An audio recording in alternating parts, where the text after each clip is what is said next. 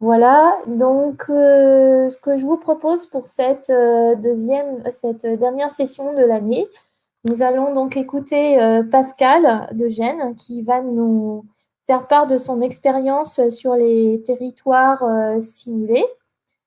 Son discutant est une discutante, c'est Géraldine Abrami, qui est ingénieure de recherche INRAE et qui travaille aussi sur des aspects de modélisation de systèmes sociaux. Donc, elle se mettra en miroir par rapport aux expériences de Pascal. Alors, je vous propose, je vous rappelle les règles pour que le séminaire se déroule bien. Donc, tout le monde éteint son micro pour laisser la part belle à Pascal. On va supprimer les écrans aussi les caméras. On va couper les caméras, sauf Pascal. Et du coup, ensuite, pour les questions, donc n'hésitez pas à poser vos questions dans le chat au cours de l'exposé. On laisse Pascal présenter. S'il y a quelques questions de compréhension immédiate, on laissera Pascal y répondre sur le champ. Sinon, on attendra la fin de l'exposé de Géraldine pour entamer la discussion. Voilà, je crois que c'est tout bon et je vous propose, je vais proposer à Pascal de commencer. Voilà. Et j'en profite pour tout de suite remercier Roberto qui assure l'enregistrement des propos pour cette session. À toi, Pascal. Merci. Je vais essayer de faire ça, voilà. Donc, je vais vous parler d'expériences de modélisation et de simulation de territoire avec, voilà, des choses que je veux mettre en avant, c'est que les simulations qu'on produit sont parfois des objets attractifs, pédagogiques. C'est des objets intermédiaires dans certaines situations et aussi ce sont des objets qui nous servent à faire de la prospective.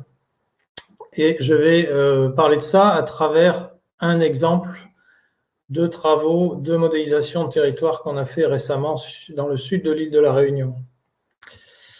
Alors, juste pour placer le contexte, ça fait quand même une bonne dizaine d'années qu'on fait de la modélisation de dynamique spatiale avec Osler, qui est un outil qu'on a développé à Tétis. Donc, ce que je vais vous montrer a été fait avec Osler. Et donc, on a un certain nombre d'exemples. On fait des choses dans plein de domaines différents, donc soit dans la santé, soit des problèmes de propagation de peste invasive, de maladies dans des cultures, des applications en sécurité alimentaire. Voilà. Bon. Et on a aussi eu l'occasion de faire des modélisations sur des projets d'évolution de territoire avec des acteurs. La première grosse expérience qu'on ait fait dans ce sens-là, c'est le projet Descartes qui est présenté en haut à gauche, là, où Xavier Augussot, Guillaume Lestrolin, Danilo Sin avaient beaucoup participé à ce projet-là. Donc, c'était déjà à La Réunion. Et c'était la première fois qu'on expérimentait notre outil dans ce contexte-là. Et on a appris des choses qui nous a permis de faire évoluer l'outil et on en a tiré quelques enseignements. Donc là, je vais plutôt vous parler d'un projet plus récent qui s'est terminé il y a quelques semaines et auquel j'ai participé ces 3 dernières années, donc sur l'île de la Réunion. C'est le projet Gabir Gestion agricole des biomasses à l'échelle de l'île de la Réunion. C'est un projet qui était financé par le ministère de l'Agriculture, c'est un financement CASDAR, porté par Selmet, par Mathieu Vigne. Et donc Tétis avait la responsabilité de la partie modélisation et simulation dans ce projet-là. Donc il s'agissait d'essayer de réutiliser les biomasses produites sur l'île par l'agriculture. Les biomasses, c'est toutes sortes de biomasses. Ça peut être des déchets ménagers, ça peut être des déchets verts, ça peut être des effluents d'élevage, Donc, un certain nombre de choses comme ça. Comment les réutiliser par de l'agriculture, soit en le broyant pour faire des litières pour les animaux, soit pour ce qui est des effluents d'élevage, l'utiliser en fertilisation organique. Voilà. Et l'idée, c'est de réduire autant que possible les importations d'intrants chimiques, de fourrage pour les animaux, et donc de favoriser l'autonomie des exploitations agricoles et des filières. Alors sur ce projet-là, on avait deux aspects. Le premier, c'était, enfin deux étapes, on va dire. La première, c'était de faire l'inventaire l'inventaire des biomasses, des acteurs, des problématiques, des projets de territoire qu'il y avait à l'échelle de toute l'île. Et la deuxième étape, ça consistait à travailler sur des cas d'études qu'on aura identifiés dans la première étape. Et donc, là, il y a certains cas d'études qui sont à l'échelle de toute l'île et d'autres cas d'études qui sont à une échelle plus restreinte, plus locale. Donc, on avait un premier enjeu pour nous, pour la gestion du projet, c'était de construire ou de renforcer des partenariats qui existaient déjà, mais aussi de faire émerger des cas d'études dans cette première étape. Et dans la deuxième étape, on avait des enjeux qui étaient propres à chaque cas d'étude sur lesquels on voulait travailler. Donc, sur la première étape, on a fait des modèles de simulation. Donc, on a commencé très tôt à faire des modèles de simulation, ce qui n'est pas toujours ce qui se fait dans les projets de ce genre. Souvent, on met la modélisation assez tard, après avoir récolté des données, analysé ces données, construit des connaissances autour de ces données. Et c'est à ce moment-là qu'on commence à formaliser ces connaissances sous forme de modèles pour en faire quelque chose. Et souvent, c'est très tard dans le projet et on a du mal à terminer le boulot. Donc là, on a commencé par faire de la modélisation dès le début. Même si on ne connaissait pas les cas d'études, on avait quand même une petite idée de ce qui se passe à La Réunion, parce que ça fait quand même longtemps que le CIRAD existe et travaille à La Réunion. Donc on a des partenariats, on sait à peu près où sont les enjeux et quels sont les problèmes. Mais voilà. Donc je vais vous parler du côté attractif, pédagogique et un peu de côté objet intermédiaire des territoires simulés dans la première partie. Et puis plutôt le côté prospectif dans la deuxième partie. Alors, avant de rentrer dans ce projet-là, je vais quand même donner quelques éléments sur la méthode de modélisation qu'on applique parce que ça a une importance pour ce que je vais vous montrer après. Donc, pour nous, en modélisation, là, dans les modèles que nous faisons, on considère le territoire comme un système qui est constitué d'entités qui partagent un même espace géographique. Et on a des interactions entre ces entités qui vont contribuer à faire évoluer ce système. Donc, quand on dit qu'on constitue ce système avec des entités, ça veut dire qu'il faut choisir ces entités. Au début, quand on veut construire son système, on fait un choix. Quels sont les éléments du territoire qu'on veut considérer comme des entités dans notre modèle? Donc, ça peut être des acteurs du territoire, ça peut être des groupes d'objets comme une forêt, ou alors des parcelles agricoles, une rivière, peu importe. Tout ça, on considère que c'est des entités, on met tout ça au même niveau, ils ont chacun des propriétés différentes, mais voilà. Et puis, il y a des interactions qui, elles, peuvent être basées sur différents types de relations. Là, je donne un exemple de relations spatiales, de voisinage immédiat entre des parcelles. Ça peut être des relations hiérarchiques, des parcelles cadastrales, par exemple, qui dépendent d'une commune. Et donc, les règlements qui sont définis au niveau de la commune vont s'appliquer à ces parcelles-là. Des relations fonctionnelles qui permettent de dire, tel agriculteur va faire telle opération sur les parcelles auxquelles il est relié, par exemple, récolter, semer, apporter des intrants, etc. Et puis des relations sociales, puisque les acteurs peuvent s'influencer les uns les autres, on peut représenter comment l'information circule entre eux à travers des liens comme ça. Et ce qu'on fait dans nos modèles, c'est que donc on considère le territoire comme un système, et ce système est formalisé sous forme de ce qu'on appelle des graphes d'interaction. Donc des graphes, c'est des nœuds qui sont, c'est-à-dire des sommets, c'est les ronds que vous voyez là, c'est nos entités, c'est les sommets du graphe. Et les liens entre ces sommets Les arêtes du graphe, c'est ce qui porte les interactions et les fonctions d'interaction qu'on veut mettre en œuvre dans notre modèle pour le faire évoluer. Donc, on peut décrire du comportement individuel sur chaque entité. On peut dire, voilà, tel agriculteur, c'est comme ça qu'il se comporte. Tous les jours, il va aller travailler dans sa vigne, par exemple. Ou si c'est un bâtiment d'élevage, tous les jours, il va produire tant d'effluents, il va consommer tant de fourrage, voilà.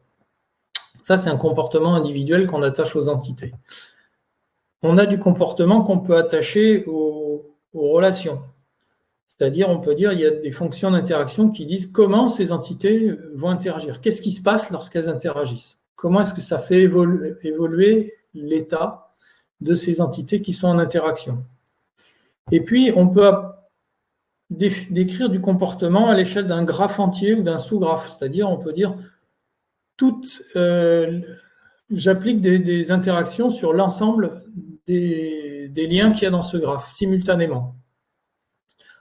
On utilise ça souvent pour faire de la propagation, par exemple. Mais voilà.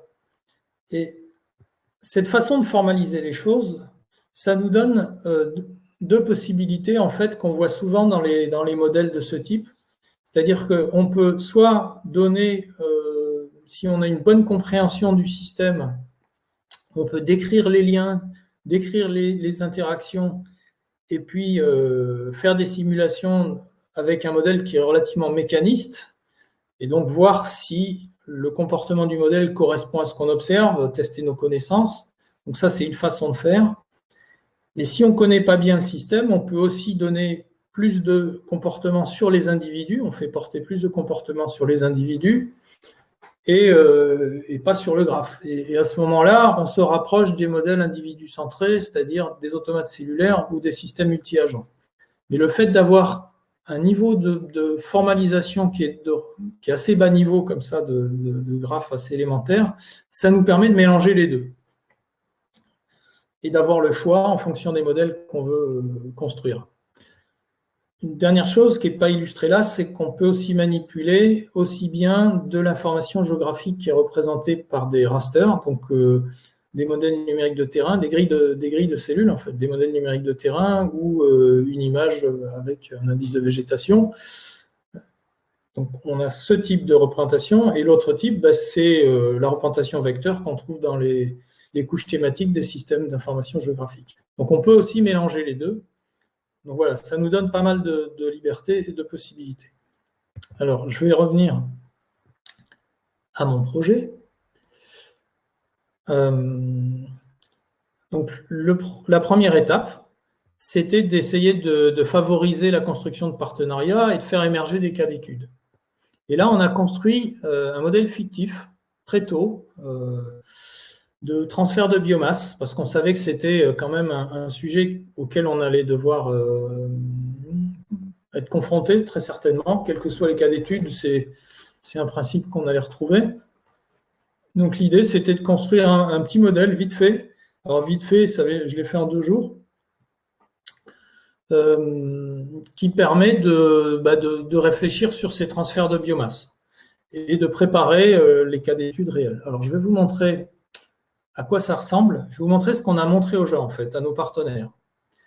On leur a montré quelque chose qu'on a construit sur Google Earth avec notre outil de modélisation. Donc, on a l'île ici et on a fait un modèle fictif sur les pentes du volcan.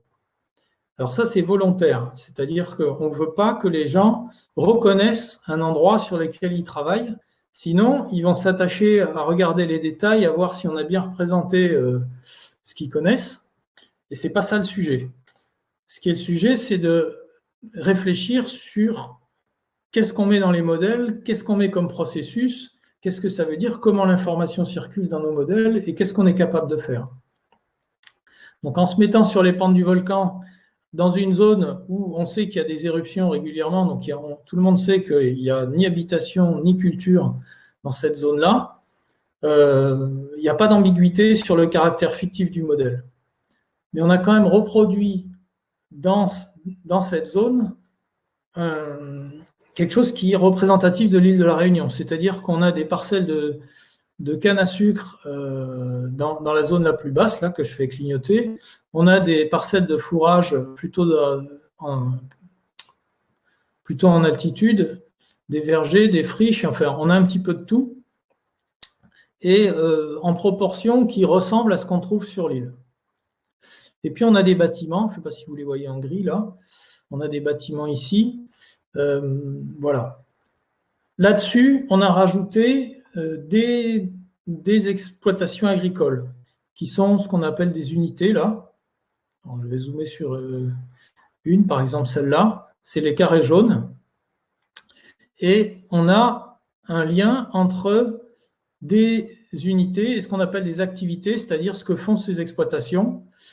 Les types d'activités, c'est par exemple culture de la canne, culture de fourrage, maraîchage, etc. Donc le fait qu'il y ait un lien entre une parcelle et cette exploitation, ça signifie que c'est cette exploitation qui gère cette parcelle. Donc ça, c'est un premier graphe qui est à l'intérieur de notre modèle, mais qu'on rend visible à nos partenaires pour qu'ils comprennent justement comment les choses sont faites dans notre modèle. Alors, je vais enlever quelques trucs, sinon on ne va rien comprendre. Autre chose qu'on a mis, c'est les biomasses. Les biomasses, on les a représentées comme ça, elles ont des types. Donc, c'est les types de biomasse qu'on trouve un peu partout. Sur les parcelles, par exemple, quand c'est de la canne, ça produit de la paille de canne et on utilise du lisier pour épandre sur la paille de canne. Donc, c'est deux types de biomasse qui sont concernés par cette activité de culture de la canne. Il y en a une qui est produite et qui sort de la parcelle et une autre qui est produite à l'extérieur et qui est importée sur la parcelle. Et vous voyez qu'un peu partout, suivant les activités, on a différents types de biomasse. Alors, je vais laisser les biomasses. Je vais enlever ça. Et ce que je vais faire, c'est que je vais vous montrer les transferts de biomasse, c'est-à-dire un autre graphe qui est dans le modèle qui montre où vont épandre les bâtiments d'élevage. C'est-à-dire quand ils ont un stock de lisier qui est assez important et qu'il y a eu une récolte qui a été effectuée sur une parcelle, à ce moment-là, on peut aller faire de l'épandage. Et on a ces transferts qui sont matérialisés par les lignes jaunes et on a mis en dynamique comment ces choses-là évoluent. C'est-à-dire que vous voyez le stock sous forme de cylindre qui augmente avec le temps. Vous avez la date qui bouge en haut à gauche. Les stocks qui bougent. Et quand ces stocks débordent, en fait, quand ils sont en saturation, ça devient rouge. Et puis, vous avez des petits cubes dans les parcelles qui montrent à quel moment on va épandre. C'est-à-dire le stock, il baisse dans le cylindre et tout d'un coup, il est envoyé sur la parcelle pour faire de l'épandage et ça fait redescendre le cylindre. Donc, on a une gestion comme ça à l'échelle de tout ce petit territoire fictif de comment les choses se passent. Et en plus de ça, alors là, je ne vais pas vous le montrer tout de suite directement, mais on a fait des zonages. Par exemple, on a mis des communes ici. Je ne sais pas si on voit la limite de communes en blanc, que j'allume et que j'éteins. Ou alors des unités agrophysionomiques, comme ça. Voilà, canne homogène, canne diversifiée, maraîchage majoritaire, zone pastorale, etc. Et ces zonages nous permettent de faire une agrégation d'indicateurs, de calculer dans cette zone combien on a épandu de tels produits, comment ça s'est passé pour les exploitations qui sont par là. Donc on peut imaginer des indicateurs et faire agréger ces indicateurs à différents niveaux de zonage. Voilà. Donc ça, c'était pour illustrer ce qu'on a fait, ce petit modèle fictif qu'on a utilisé dès le début du projet. Et ce modèle, il nous a été très utile en fait parce que d'abord, on a voulu qu'il soit attractif. Hein, c'est volontaire si c'est de la 3D, si c'est coloré, si ça bouge. Et ça a marché, ça a attiré l'œil. Les gens sont venus nous voir. On a montré ça à des salles entières de gens. Et ils sont venus nous voir en nous disant « Oui, mais attendez, si vous pouvez faire ça, alors moi j'ai un problème qui pourrait être simulé de cette façon-là. » Ils ont compris comment le modèle fonctionnait aussi parce qu'on leur montre les graphes qu'on manipule, enfin, certains des graphes. Par exemple, il y a des graphes qu'on leur a montrés qui sont entre les exploitations et les parcelles, ou entre les exploitations et les bâtiments d'élevage, ou alors les transferts de biomasse. Mais il y a d'autres graphes qui sont en interne dans le modèle, c'est-à-dire les liens entre les parcelles cultivées et les zones, qui permettent de faire de l'agrégation d'informations pour un indicateur. Ça, on ne le montre pas directement dans Google Earth, mais c'est à l'intérieur du modèle. Mais ce qu'ils ont vu était suffisant. Ça a servi d'outil pédagogique pour leur faire comprendre qu'est-ce qu'on met dans nos modèles, qu'est-ce qu'on peut faire avec, qu'est-ce qu'ils peuvent en attendre. Voilà. Autre aspect pédagogique qui, lui, n'était pas prévu, c'est qu'il y a à la direction de l'agriculture et de la forêt un service qui appuie un peu l'enseignement agricole sur l'île de la Réunion. Ils ont des liens étroits avec les formations en bac pro, agricole, BTS, CAP. Et ils nous ont dit, mais votre truc là, avec la 3D, ça bouge et tout, ça ressemble aux jeux vidéo qu'utilisent les élèves, ça va leur plaire. On n'a jamais expliqué les problématiques d'épandage comme ça. Est-ce que vous voulez bien me donner votre modèle pour qu'on le propose aux enseignants? Donc on a dit OK, on leur a donné le modèle et c'est ce qu'ils ont fait. Ils l'ont proposé aux enseignants des lycées agricoles et il y en a un certain nombre qui l'utilisent maintenant dans leurs cours, qui l'ont intégré dans leurs cours parce qu'ils ont trouvé que ça correspondait à leur façon de présenter les choses. Voilà, et donc ça a aussi servi d'objet intermédiaire pour construire les cas d'études, évidemment. Puisque, comme je vous le disais, les gens, en comprenant ce qu'on faisait et en voyant un peu comment ça marche, ils nous ont proposé des sujets. L'association réunionnaise de pastoralisme, par exemple, elle nous a dit, moi j'ai un problème de gestion de fourrage, qui est un problème qui suppose d'avoir une gestion à la fois dans le temps et dans l'espace, ce qui n'est pas évidente à gérer. Et ce type de modélisation pourrait nous aider à savoir s'il faut mettre des points de stockage à tel endroit ou pas, faire une banque fourragère, voilà. Et ça, on a pris comme cas d'étude et on les a eu comme partenaires, ils nous ont donné des données, on a fait des modèles, etc. Ça, j'en ai parlé, donc les différents zonages qui nous servent à faire des... Donc voilà pour la première partie et à quoi nous a servi ce premier modèle fictif. Maintenant, on a eu un certain nombre de cas d'études, donc ça a bien marché, le fait d'attirer les gens avec ça. Et donc, on a eu la banque fourragère, des problèmes de gestion de déchets verts, des questions sur les contraintes d'épandage, des questions sur l'agriculture biologique, sur les biodéchets. Bon, je vais vous en présenter un qui est lié aux contraintes d'épandage dans le sud de l'île, sur la commune de Saint-Joseph. Donc la commune de Saint-Joseph, c'est là, c'est en bas, vraiment au sud de l'île. Et vous avez, sur Saint-Joseph, vous avez un accès à la mer, donc niveau 0, jusqu'à le bord de l'enclos, c'est-à-dire à plus de 2000 mètres d'altitude. Donc on a vraiment des paysages très diversifiés sur cette commune. On a de l'élevage, enfin de l'urbain en bas près de la mer, donc c'est ce que vous voyez en blanc. Alors c'est petit, mais on voit quand même qu'il y a du blanc. Ce qui est en jaune, c'est de la canne à sucre. Ce qui est en vert, c'est soit des pâturages, soit des vergers. Et puis il y a quelque part au milieu des parcelles de maraîchage. Et donc sur cette commune, on retrouve des problématiques qu'on retrouve à beaucoup d'endroits sur l'île. Donc c'était un bon cas d'étude pour traiter de questions d'effluents d'élevage, de fertilisation organique et de l'impact de la dynamique du bâti, c'est-à-dire du plan local d'urbanisme, par exemple, sur ces choses-là.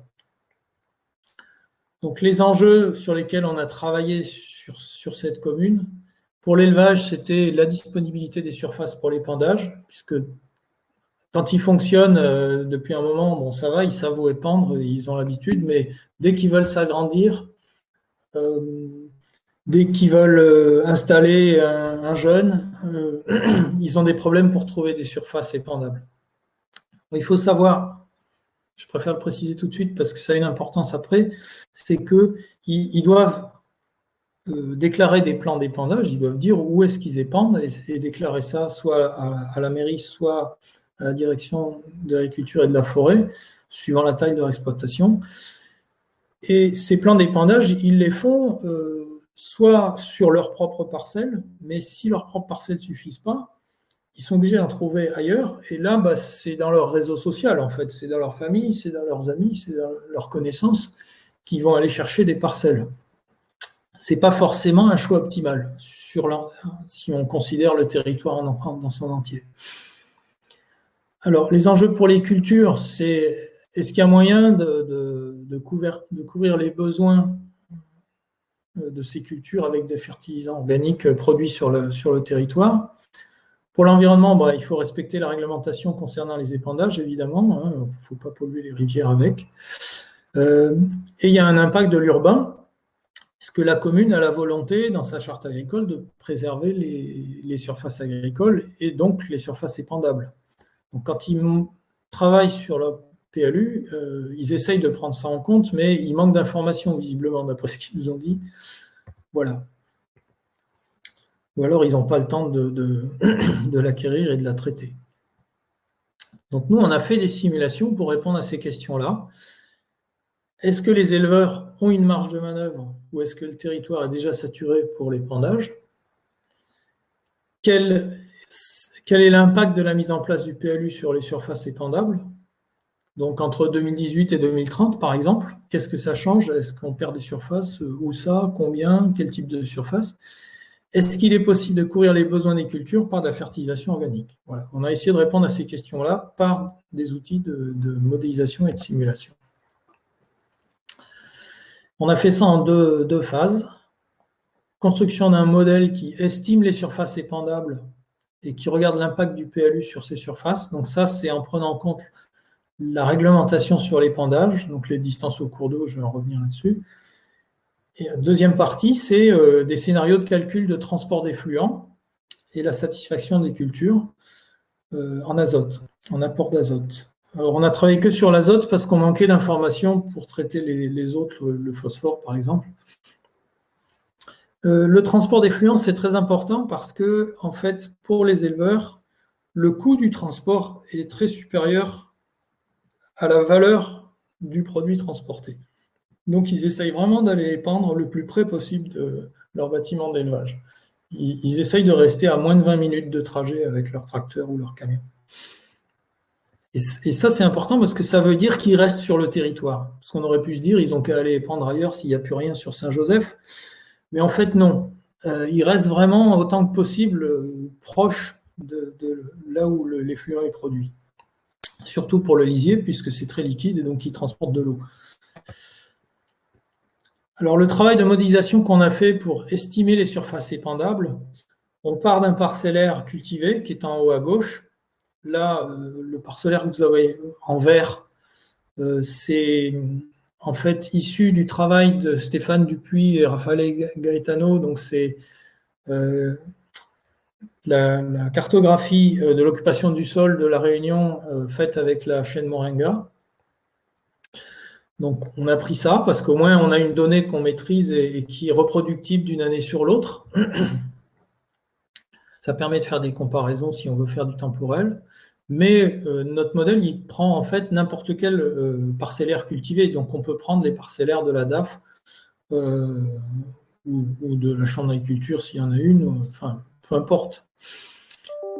En haut à droite, on a l'impact sur les cours d'eau, puisqu'on ne peut pas épandre à moins de 35 mètres d'un cours d'eau. Et pour les effluents qui sont un peu liquides, dans une bande de 200 mètres de chaque côté du cours d'eau, s'il y a une pente à 7%, il y a un risque de ruissellement. Et donc là, ce qu'on a fait, c'est que de proche en proche, c'est-à-dire en partant du cours d'eau, on remonte progressivement tous les 5 mètres le modèle numérique de terrain en regardant la pente et en calculant le risque de ruissellement, comme ça, de proche en proche. C'est ce que vous avez en jaune. Et ça, personne ne l'avait fait avant, en fait, de le faire à ce niveau de finesse-là. Et on a fait ça sur toute l'île, ce calcul-là. Donc, ça veut dire que sur une île qui fait 70 km par 50 km, on a fait ce calcul tous les 5 mètres. Et on a produit cette carte en jaune de risque de ruissellement qu'il faut que je mette sur un dataverse d'ailleurs parce que ça intéresse du monde. Ensuite, En bas à gauche, vous avez la contrainte qui est liée au bâti. Donc, on ne peut pas épandre à moins de 10 mètres ou 50 mètres ou 100 mètres selon les produits. Et puis, on fait une combinaison de toutes ces contraintes sur des cartes. C'est ce que vous avez en bas à droite pour montrer. Donc, là où vous pouvez épandre tout ce que vous voulez, c'est ce qui est représenté en vert. Et puis ensuite, suivant les produits, il y a différentes couleurs qui vous disent là où vous pouvez épandre, là où vous ne pouvez pas. En gros, c'est ça. Alors, il y a d'autres contraintes que je n'ai pas mis là, qui sont liées au point de captage d'eau, les piscicultures, les lieux de baignade, des choses comme ça, mais qui sont prises en compte, évidemment. Et donc, puisqu'on a cet outil qui est capable de calculer de manière automatique quelles sont les surfaces épandables ou en fonction de données qu'on lui donne, on a mis le bâti de 2018, on a calculé surface épandable et ensuite, on a intégré le plan local d'urbanisme que nous a fourni la commune pour voir qu'est-ce qui allait être bâti d'ici 2030 et on a réappliqué notre modèle pour montrer ce que ça change sur les zones épandables, les zones où on a le droit de faire de l'épandage. Et on a montré qu'en fait, il n'y a que 1,4% des surfaces de la commune qui étaient touchées. Donc la mairie était très contente qu'on puisse démontrer ça, que leur PLU était bien fait de ce point de vue-là, en tout cas. Voilà. Une autre réaction qu'on a eue, c'est les coopératives agricoles qui, en voyant ça, ont dit il faudrait faire ça sur d'autres communes parce que c'est vachement intéressant. Mais ils nous ont dit ça à la réunion de restitution de fin de projet, donc je ne sais pas encore ce qui va se passer pour l'instant. La deuxième partie, c'est les calculs sur les transports et satisfaction des cultures en azote. Donc là, on a fait beaucoup de choses. Estimer les besoins des cultures en azote, ça veut dire faire une cartographie du terrain, etc., de tout le parcellaire de l'île, de la commune. Estimer les productions d'azote par les élevages, donc dans les effluents d'élevage. Donc ça suppose de connaître les élevages, de savoir qu'est-ce qu'ils ont comme animaux, combien d'animaux, et de savoir calculer les schémas démographiques, donc des produits, savoir quel type d'effluents et quelle quantité d'effluents sont produits. Et puis ensuite, on modélise les transports d'effluents et on choisit en fait des appariements entre des bâtiments d'élevage et des parcelles où on pourrait épandre. Le problème, c'est de savoir qui peut épandre où. Et en tenant compte d'un certain nombre de critères, donc la qualité de l'effluent, le type de culture et qu'est-ce qu'on peut mettre dessus, les quantités, les coûts de trajet, les distances, est-ce que l'éleveur a déjà un plan d'épandage, est-ce qu'il possède des parcelles, et puis respecter la réglementation. Donc, il fallait tenir compte de tout ça pour calculer en fait qui pourrait épandre où de manière théorique. Parce que nous, les réseaux sociaux des gens, on ne les connaît pas et c'est trop compliqué pour les obtenir. Donc, on a travaillé sur un modèle purement théorique en se disant, dans l'idéal, si tout le monde avait la possibilité d'épandre où il voulait, qu'est-ce qu'on pourrait obtenir comme répartition de ces choses-là sur le territoire? Pour faire ça, on a pris le réseau routier de l'IGN et on a rajouté de l'information sur ce réseau, c'est-à-dire la longueur de chaque segment, est-ce qu'il y a beaucoup de virages ou pas, est-ce que la vitesse est limitée, bon, tout ça. Et puis, on a calculé, en partant de chaque élevage, quelles sont les parcelles qu'on peut atteindre dans moins d'une demi-heure de trajet avec un tracteur, par exemple, en suivant ce réseau routier. Et puis, donc on se retrouve en faisant ça, avec pour chaque élevage, un ensemble de chemins vers des parcelles qui peuvent accepter les effluents produits. Évidemment, il y a plusieurs chemins possibles, mais on a retenu le plus court. Et puis, pour chaque parcelle, on se retrouve aussi avec un ensemble de chemins qui proviennent de différents élevages et qui peuvent proposer un fertilisant organique qui est adapté à cette culture. Alors après, il faut faire des choix. Qui on apparie avec qui? Et pour faire ça, on a d'un côté, donc, on travaille encore sur des graphes, on a d'un côté nos effluents à gauche qui sont produits avec leur type et leur quantité, et à droite, on a des parcelles avec des types de cultures. Et ce qu'on a fait, c'est qu'on a utilisé un algorithme qui s'appelle, enfin on l'a adapté en fait, l'algorithme de Gale et Shapley qui a été défini au départ pour trouver des mariages parfaits entre des personnes. qui ont des préférences et qui est utilisé aussi par le processus de post-bac là, pour mettre en relation, trouver, chercher des bons compromis dans les choix des étudiants qui veulent aller dans telle école ou telle université et tenir compte des critères des universités de l'autre côté. Donc c'est un problème de négociation entre les deux. Donc là, ce qu'on a fait, c'est qu'on se passe d'abord du point de vue de l'élevage, qui choisit la meilleure combinaison de parcelles selon des critères qui lui sont propres. Donc il veut avoir des temps de trajet très courts, il ne veut pas faire beaucoup de trajets, il veut écouler la totalité de ses effluents au bon moment dans l'année, voilà. Donc il choisit un certain nombre de parcelles qu'il arrange, chaque élevage, et il fait des propositions à ces parcelles en disant, voilà, moi je pourrais vous apporter telle quantité de lisier de porc ou telle quantité de fumier de cheval, ou voilà. Ils font des propositions aux parcelles. Ensuite, c'est le tour des parcelles, qui, elles, ont leurs propres préférences, les qualités des fertilisants, la quantité, est-ce qu'ils font confiance à cet agriculteur-là ou pas, enfin cet éleveur-là. Donc là, l'indice de confiance pour nous, c'est est-ce que la parcelle appartient à l'éleveur, par exemple. Et les parcelles, de leur point de vue, vont accepter des offres et rejeter d'autres offres. Elles vont accepter celles qui leur conviennent et rejeter les autres. Ensuite, c'est encore le tour des élevages qui, s'ils n'ont pas réussi à satisfaire tous leurs besoins, vont refaire des propositions à des nouvelles parcelles. Donc évidemment, ils ne reprennent pas celles qui ont été rejetées. Ils font des nouvelles propositions et on fait ça ainsi de suite, jusqu'à ce que ça converge vers une solution stable qui est une solution déterminée. C'est toujours la même solution qu'on obtient si on donne les mêmes paramètres au début. Et on s'aperçoit qu'on avait en moins de 10 itérations, c'est-à-dire en général moins de 10 secondes, on a un résultat sur la totalité de la commune, alors qu'on avait quand même des milliers de parcelles et des centaines d'élevages. Donc ça marche très bien. Et comme c'est un résultat déterministe, c'est-à-dire qu'on peut reproduire ces choses-là. Et donc, on peut changer les priorités des préférences côté éleveur ou côté parcelle et voir ce que ça donne et comparer des scénarios. Alors, un des résultats qu'on obtient, c'est de pouvoir cartographier les transports qui seraient les transports d'effluents sur le territoire de la commune, avec les quantités d'effluents transportés on a représenté sous forme d'épaisseur du trait, là, selon un des scénarios testés. On produit aussi la satisfaction des besoins en azote par la fertilisation organique selon un scénario testé.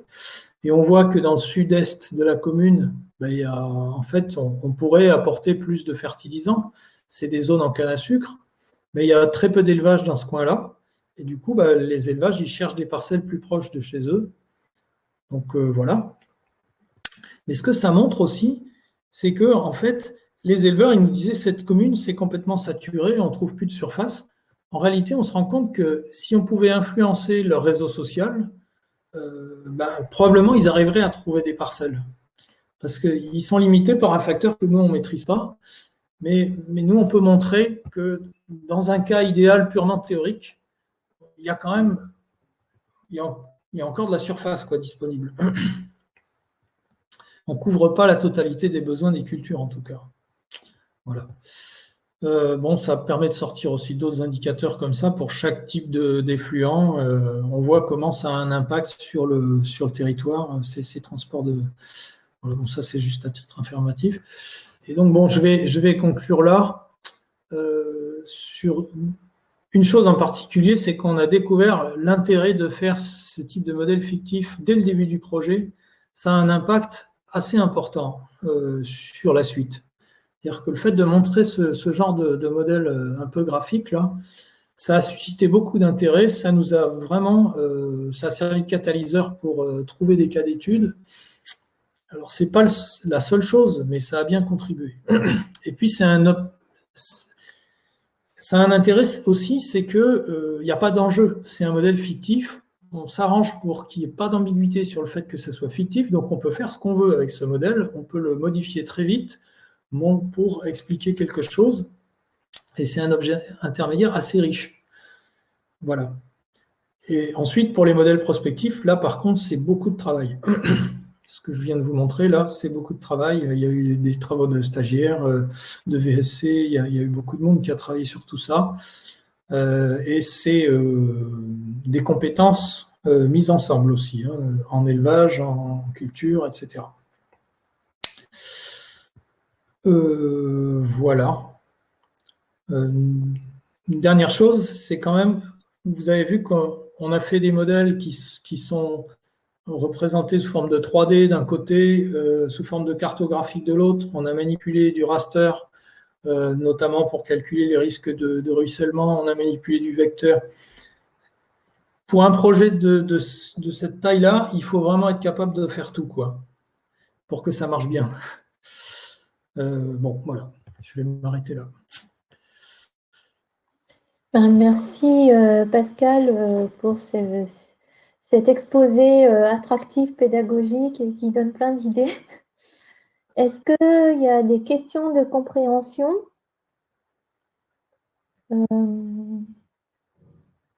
Non, ça n'a pas l'air. Ah, Marc. Marc. Oui, vous m'entendez? Oui. Oui, ok. Merci beaucoup Pascal pour cet exposé, c'était très intéressant. Est-ce que tu pourrais revenir un petit peu plus sur la dernière slide, quand tu parles de modèles fictifs, donc que tu as, mais qui sont quelque part une forme de prospection dans le futur aussi, c'est-à-dire ce qu'on pourrait faire éventuellement, est-ce que tu appelles vraiment modèle prospectif? Sur quoi te bases-tu pour définir que c'est un modèle fictif dès le départ ou un modèle prospectif? Je n'ai pas bien compris la différence. Oui. Alors, ce que j'appelle modèle fictif, c'est celui qui est en haut là sur l'image. C'est sur les pentes du volcan, donc c'est des zones où c'est pas cultivé. Tout le monde le sait, c'est pas cultivé. Il y a personne qui habite là, et donc on représente des processus qui sont pas fictifs, mais sur un territoire qui lui est totalement fictif. Par contre, quand je dis prospectif, ça veut dire qu'on travaille avec des données réelles. Et par exemple, le PLU, le plan local d'urbanisme, on a pris les vraies données que nous a fournies la commune. On avait les vrais plans d'épandage, on avait les vrais cours d'eau, on avait les vraies cultures. Et donc, quand on dit, voilà, en 2030, si vous appliquez ce PLU, voilà l'impact que ça peut avoir sur les surfaces épandables sur la commune, c'est réellement du prospectif. C'est-à-dire que on n'est pas sur un territoire qui n'existe pas. On est vraiment sur, on montre à la commune l'impact de leurs décisions, quoi. Ok. Si, c'est très clair. Oui, j'ai pas compris que c'était le territoire effectivement qui était plus fictif que le modèle en fait. Enfin bon, les deux sont liés, mais d'accord. Merci Marc. Et je vous propose qu'on passe à l'exposé de Géraldine. Pascal, est-ce que tu peux arrêter le partage d'écran? Oui, mais il faut que je trouve comment. Parce que je lui ai dit de cacher le… Tu rouvres le panneau de droite avec le petit onglet rose et normalement, c'est écrit Voilà. en haut. Voilà, c'est bon. Je crois que c'est bon là, non? Oui, c'est impeccable. Géraldine, est-ce que tu souhaites le faire ou je te mets la présentation? Non, je vais le faire. Ça sera plus simple. Alors, attends, c'est où qu'on partage? Alors, l'outil de partage est tu développes le petit onglet violet qui est en bas à droite de l'écran et tu as une petite… tu as ah oui, ça y est, voilà, et tu as le carré avec la flèche. Tu prends la flèche, là, c'est partage le contenu. Tu vas ouais. Alors, attends, il faut que je trouve dans mes 50 fenêtres ouvertes. Excusez-moi, voilà. Ok, je crois que c'est bon. C'est bon là? Oui, ouais. Pas encore, mais ça va arriver. Vous voyez les autres? Moi, je ne vois pas. Ah si, ça y est, c'est bon, j'ai réalisé. Oui. C'est bon, impec. Ok, donc j'ai essayé de… Alors, je ne suis pas très habituée à ce rôle de discutante. Du coup, j'ai essayé de tirer de ce qu'on fait à Géo une expérience de modélisation et de simulation de territoire. Et puis, à la fin de la présentation, que je vais vous présenter de manière un peu, on va dire, indépendante de la présentation de Pascal. Et puis, à la fin, j'ai mis quelques points de discussion qui me semblaient pouvoir être mis en perspective par rapport aux éléments de conclusion qui apparaissaient dans le texte. Voilà. L'étude et l'accompagnement des processus participatifs avec divers outils et notamment le kit d'outils Coplage dont je parle un petit peu, qui est développé autour de Niels Ferrand depuis pas mal d'années maintenant. Donc, au sein du kit Coplage, l'outil de modélisation qu'on utilise s'appelle What a Game. Alors, pareil, j'imagine que certains d'entre vous connaissent déjà, j'en sais rien. Je ne sais pas quelle est la réputation de What a Game, mais bon, en tout cas, on est assez éloigné des modèles numériques de terrain, de la 3D, tout ça. Nous, on a fait un choix assez radical de low-tech, parce que, alors, Niels et moi sommes, à la base, on a tous les deux des compétences en modélisation multi-agent. Niels a informatique. Moi, bon, j'ai une thèse en sciences de l'eau, mais dans laquelle j'ai fait des multi-agents.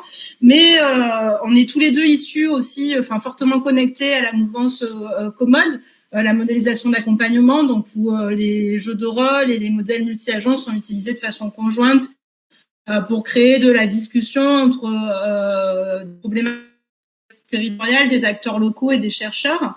Et là, l'idée de développer ce kit What a Game, c'était vraiment pour aller plus loin sur les possibilités de transfert des compétences de modélisation aux acteurs locaux. Donc, voilà, un premier choix radical dans cette volonté de transfert, c'était d'enlever les ordinateurs. On s'est dit, voilà quoi. Peut-être que s'il y a plus d'ordinateurs, déjà, ça sera plus simple de transférer. Bon, ça ne résout pas tout, parce que malgré tout, la modélisation, même sans ordinateur, ça reste quelque chose de complexe, surtout quand on fait de la modélisation de systèmes complexes. Donc bref, What a Game, donc ça fait depuis maintenant presque 10 ans qu'on a commencé à le développer. Et donc en fait c'est un dispositif matériel qui est en fait une espèce de plateforme de construction. Oui, pardon. Est-ce que c'est la diapo 2 ou tu bouges tes diapos? C'est la diapo 2, vous la voyez pas? Si, mais ça change pas sur l'écran principal. Ah non, mais c'est parce que ça, je parle, mais en fait, ouais, tu n'as pas sélectionné en fait la fenêtre. Tu n'as pas sélectionné la fenêtre de comment on appelle ça, de partage d'écran. Projection du diaporama, je pense. Attends, vous partagez une autre d'application. Vous voyez toujours le titre en fait? Oui, on est toujours sur le titre. En fait, on est dans ton PowerPoint, mais avec les diapos à gauche. C'est pas le diaporama. Voilà. Ok, donc en fait, alors attends, on va réessayer. Ok, donc attends. Tu fais partage d'écran et là, il va te choisir. Et là, il est arrêté là, le partage d'écran. Là, il est arrêté. Oui. Il est arrêté le partage d'écran. Le truc de partage d'écran. En plus, j'ai 2 écrans, alors ça ne va pas simplifier les choses. Attends. Partager du contenu, partager l'application d'écran.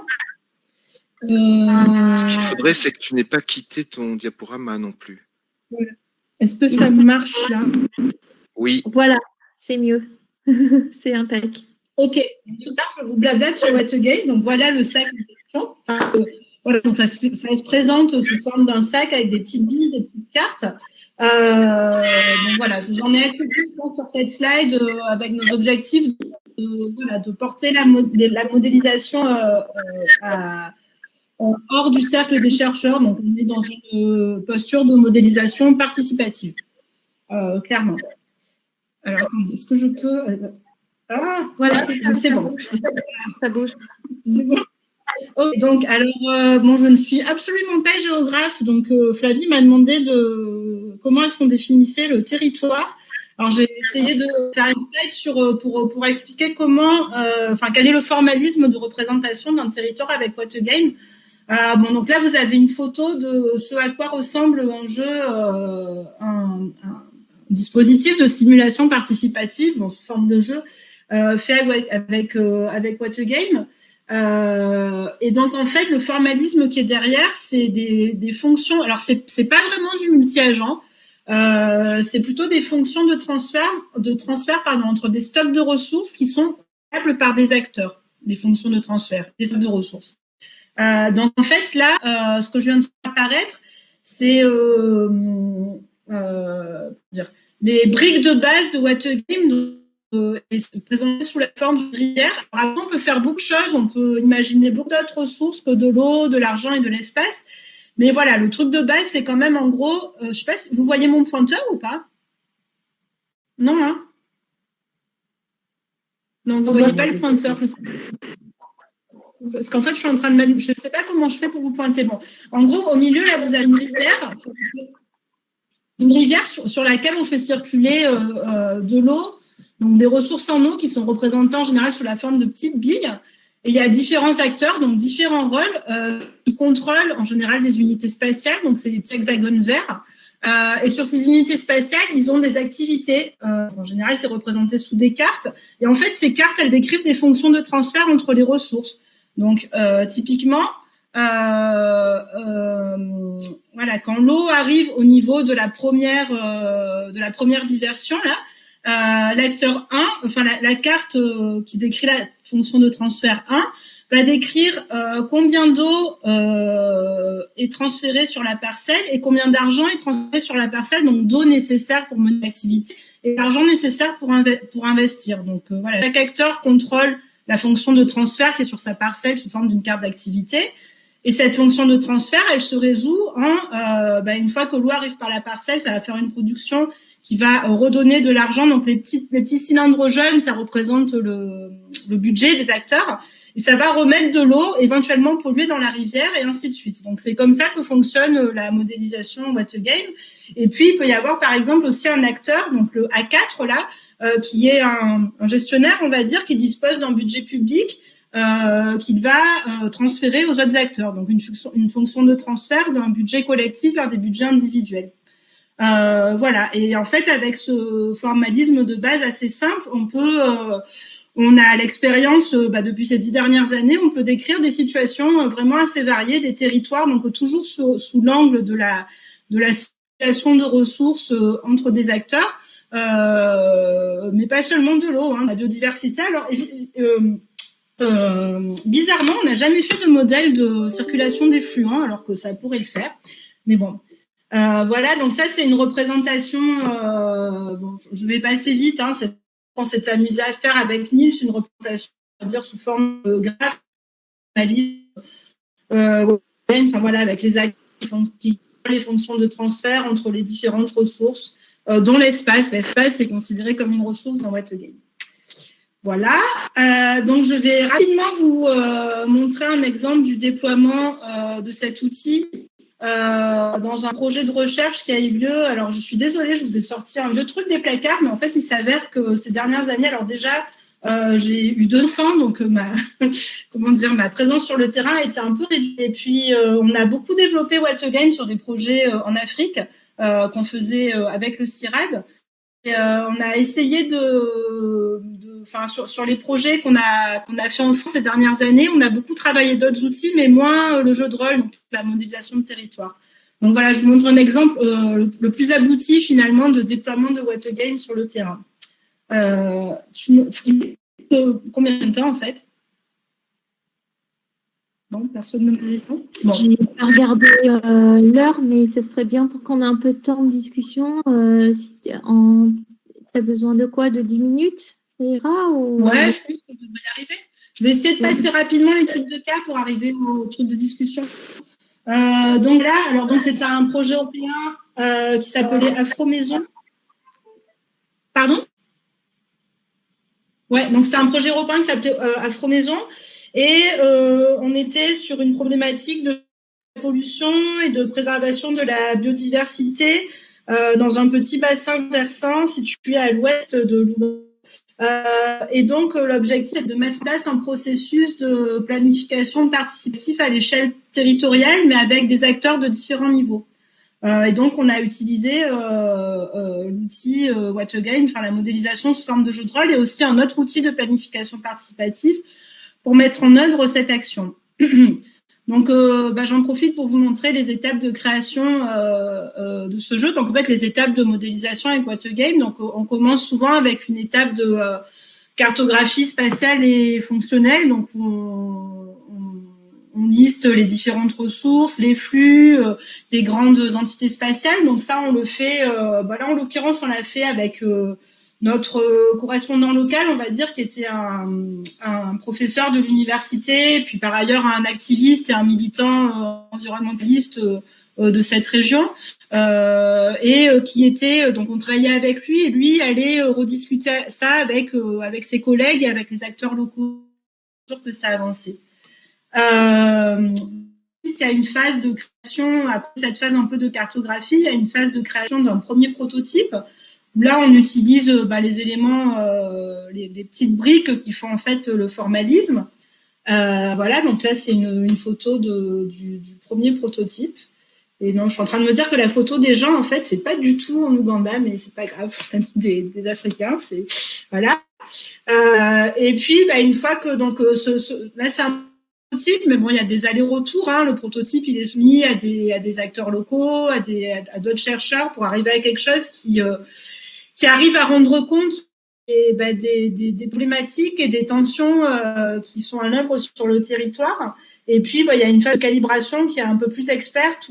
Alors, c'est de la calibration très litative, un peu au doigt mouillé, mais il s'agit surtout de, calibrer relativement les contraintes et les besoins et les productions des différentes activités les unes par rapport aux autres et faire en sorte que les scénarios produisent une tension qui permet qu'il y ait des choses qui se passent. Voilà, fabrication, voilà. Et puis, on est arrivé au bout de... Donc, ça a duré bien un an, hein, je pense, avec une stagiaire qui a été présente sur le terrain pendant plusieurs mois. On a fini par arriver à une version finale. Donc, c'est le jeu Pen Game. Donc, je ne vais pas rentrer dans les détails. Hop, j'affiche tout. Mais en gros, c'est un jeu dans lequel les ressources, c'est l'argent, de la biodiversité. Donc, la biodiversité, elle est posée sur les parcelles. Et c'est une condition nécessaire pour certaines activités. Et elle peut être impactée par d'autres activités. Puis de la pollution, donc c'est des petites billes rouges qui sont générées par les activités, qui circulent le long de la rivière et créent des problèmes de santé et des problèmes sur l'environnement. En bas, des impacts sur les poissons et donc les populations de pêcheurs qui sont sur le lac tout en bas là.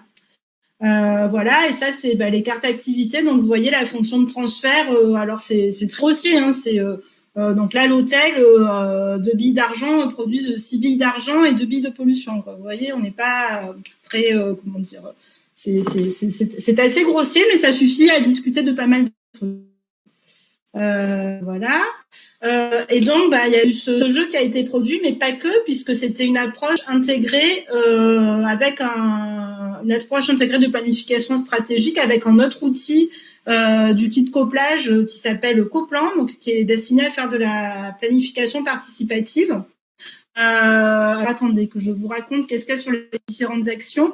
Donc là, sur la première photo, vous avez une main. En fait, les acteurs... pardon, je croyais que c'est mon micro qui résonne. En fait, on a utilisé les cartes du jeu et puis d'autres actions que les acteurs ont imaginées. Et là, ils sont en train d'utiliser les billes pour montrer quelles sont les actions qu'ils peuvent faire. Donc, déjà, faire un espace de cycle. Pardon, Géraldine, j'ai l'impression que tu nous présentes. Nous, on a la diapo d'avant. On est encore sur le même game, je pense. On n'est pas sur coplage. Ça ne bouge pas? Là, on a un plateau de jeu, ressources représentées et carte d'activité, c'est ça? Non, là, j'ai changé. Quoi. Oh, c'est pénible. Là, vous voyez... là, ça a arrêté, du coup. Vous ne voyez plus rien, là? Si, on voit des choses, mais on est sur le jeu. On n'est pas sur coplage. Je crois que je vais passer sur le... Tant pis, je vais pas me mettre en mode diaporama parce que j'ai l'impression que ça marche pas, en fait. Hein. Alors, attends. Tac. Partager l'application écran. Alors, à moins que je sélectionne une fenêtre. Attends, écran 2. Attends, je vais partager mon écran. Peut-être que ça marchera mieux. Alors là, j'ai partagé mon écran. Vous voyez mon écran? Pas encore. Oui, on le voit là. Et là, on voit Pour mettre en mode diaporama. On est sur le jeu. Voilà, là, je suis sur la page. Voilà, c'est ça que tu étais en train de nous présenter. Voilà, d'accord. Ouais. Ok. Je vous racontais, bon, je ne vais pas trop m'étendre. En gros, voilà, le dispositif de planification participative, ça consiste à faire décrire des actions en termes de besoins en ressources et d'impact par les acteurs, et puis de les faire poser dans une matrice. Donc là, on voit la photo à droite. C'est une matrice avec différents niveaux d'implémentation et différents termes. Voilà, on fait réfléchir sur les possibilités de planification aux acteurs avec cette matrice. Bon, je ne peux pas rentrer dans les détails, désolée. Voilà, et donc on a utilisé le jeu en combinant ces dispositifs de planification et de simulation, donc avec des groupes plutôt de niveau intermédiaire, de niveau régional. En fait, on les avait fait travailler sur des plans et on leur a fait explorer les actions qu'ils avaient imaginées en utilisant le jeu. Et pour les groupes locaux, donc les communautés, en fait, on leur a fait jouer au jeu pour qu'ils comprennent le fonctionnement du système et les différentes interdépendances. Suite à ça, ils ont pu construire des plans, imaginer des actions innovantes qu'ils voudraient qu'ils soient faites sur le système. Donc, par rapport au lien entre les acteurs et le territoire, sur la première photo, on a des acteurs qui agissent à l'échelle du territoire qui est représenté par le jeu, alors que là, sur la deuxième photo, ce sont des communautés. Donc, en fait, c'est des acteurs qui sont plutôt à l'échelle des parcelles, qui agissent à l'échelle des petites parcelles, quoi, qui sont situées tout autour du territoire. Voilà, donc, je vais passer rapidement. Donc, le jeu, il a été déployé dans une vingtaine de communautés par une ONG locale, des photos. Et puis, il y a eu un séminaire final où les plans stratégiques qui ont été conçus dans les communautés ont été discutés en relation avec les plans stratégiques qui ont été faits à l'échelle des acteurs intermédiaires pour arriver à une stratégie régionale qui intégrait les contraintes et les idées des deux niveaux. Voilà, donc deux processus parallèles qui ont été faits et un atelier final où il y avait des représentants des communautés et des représentants des niveaux intermédiaires.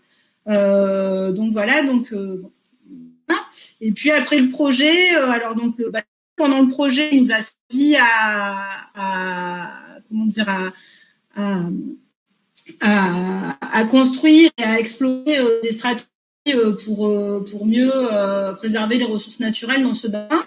Et après, c'est un outil qui est resté sur place et qui a été approprié localement. Voilà, on voit des photos, différentes ONG qui ont pris ce jeu à leur compte et qui s'en servent pour faire surtout de la sensibilisation maintenant. Mais bon, voilà, c'est devenu un outil de sensibilisation et un outil pédagogique qui est approprié et apprécié localement. Donc, c'est quand même, voilà, on est toujours content de voir qu'il y a quelque chose qui vit à notre départ. Donc, maintenant, quelques éléments de discussion, donc un peu pour faire le lien entre le travail de Pascal et ce qu'on fait nous. Donc, c'était par rapport aux éléments qu'il avait mis dans sa conclusion. J'ai l'impression qu'il y a des choses intéressantes à discuter sur le niveau d'abstraction ou le niveau de réalisme qui est représenté dans le territoire, sur ce qu'on modélise et sur ce qu'on discute, et sur la manière dont on peut transférer les choses aux acteurs locaux. C'était un élément qui apparaissait dans la conclusion de Pascal. Donc, sur la partie territoire fictif ou territoire réaliste, et ça rejoint un petit peu la question que posait, je ne sais plus qui c'est qui a posé la question par rapport quand il disait que c'était un territoire réaliste ou pas. C'est des questions qui ont été explorées de manière assez largement dans la communauté de l'accompagnement, où notamment, alors là, j'ai deux schémas qui sont tirés. Alors le premier est tiré de la HDR de Nicolas Bécu, qui porte sur... Ça ne bouge pas de nouveau. Pardon ? Ça ne bouge pas de nouveau. C'est pas possible, quoi. C'est incroyable, ça. Vous voyez pas les schémas ? Non. Oui, T'inquiète pas, Géraldine. Et là, c'est vendredi, ne t'inquiète pas. La visio est fatiguée aussi. Bon, attends, voilà. Je vais recommencer. J'arrête le partage, je recommence. Alors, partager l'écran. Écran 2. Hop. Bon, c'est peut-être moi, en fait, j'ai tellement de sur mon ordinateur que on a marre, il va en vacances lui aussi. Est-ce que vous voyez mon écran? Là, on voit la diapo 15 avec territoire fictif et territoire réaliste. Ok. Oui, donc là, c'est des schémas, c'est un petit peu des schémas qui mettent qui conceptualisent cette question du niveau de description et du niveau de, comment dire, d'action.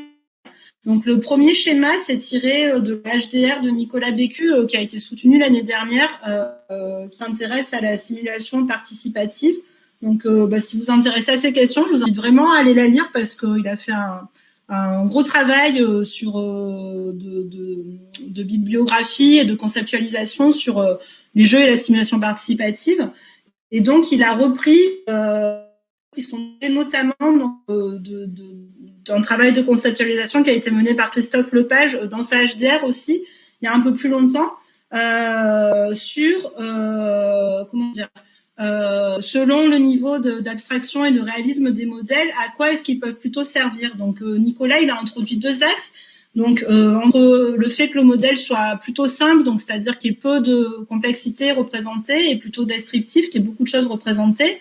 Et un deuxième axe entre le fait qu'il soit stylisé, donc qui représente plutôt des concepts, et le fait qu'il soit data-driven, où il y a beaucoup de données à l'intérieur. Donc, j'ai l'impression que peut-être le travail de Pascal se situe. Alors, pour la première partie, il est moins data-driven, et pour le deuxième, en fait, il est assez data-driven. Et voilà, ça fait des différents types de modèles, donc plutôt simple et abstrait, plutôt artistique et plutôt compliqué et réaliste. Donc, si on passe au triptyque là, de Christophe Lepage, lui, il a analysé ça. Je suis désolée, je me mélange un peu les pinceaux. Mais voilà, en gros, il a identifié 3 types de modèles pour la simulation sociale selon ses niveaux d'abstraction. Donc, des modèles qui seraient plutôt dans le simple et abstrait, qu'on appelle KISS, Keep It Simple and Keep It Stupid and Simple, qui sont des modèles génériques qui servent plutôt à explorer des théories ou des choses conceptuelles. Des modèles qu'on appelle KITS traditionnellement dans la littérature, Keep It Descriptive and Simple aussi. Sont des modèles sur le coup qui servent à prendre des décisions, des modèles d'appui à la décision, de prospective. Donc j'ai l'impression que l'outil produit par Pascal se situe plutôt dans cette partie. Et puis Christophe a créé une troisième catégorie de modèles, Keep It Learnable, qui sont des modèles stylisés, donc ce serait plutôt le carré du milieu, là, des modèles où on a une représentation archétypale du territoire. Donc, c'est-à-dire qu'on utilise des données, mais de manière assez pas très intensive. On utilise des données surtout pour représenter les contraintes et les tensions et les problématiques du territoire. Et on utilise un territoire qui ressemble, mais qui n'est pas le territoire. Donc, un petit peu comme le premier modèle de Pascal. Et ces modèles apparaissent comme étant mieux adaptés pour faire du social learning et voilà, et travailler avec les acteurs sur de l'adaptation et de la transformation. Donc voilà un premier point de discussion. Deuxième point c'était plus une présenter un peu plus largement ce qu'on fait, c'est-à-dire que certes modéliser le territoire, mais on peut aussi modéliser autre chose que le territoire. Je poserai une question. C'est-à-dire qu'historiquement, on vient de la modélisation des systèmes socio-écologiques, modélisation des systèmes complexes, etc. Donc, c'est ce qu'on fait avec What a Game, où on descend en droite ligne de la modélisation d'accompagnement. Mais avec les différents outils qui sont développés dans Coplage, en fait, on utilise la modélisation pour modéliser d'autres choses. On fait quand même de la modélisation parce qu'on utilise bien des formalismes qui sont d'ailleurs, il y a un modèle unifié d'écoplage où l'action et les ressources sont assez centraux. Donc, on modélise des plans de gestion, on modélise de la gouvernance, on modélise des processus participatifs. Bon, j'avance un peu rapidement. Voilà, c'était pour dire qu'on avait un modèle unifié avec acteurs, ressources qui transparaît dans tous les outils, entités de gestion, droit d'accès, valeurs. Voilà, je passe, je suis désolée, ça voilà, différents outils développés par l'équipe IPD dans le kit coplage.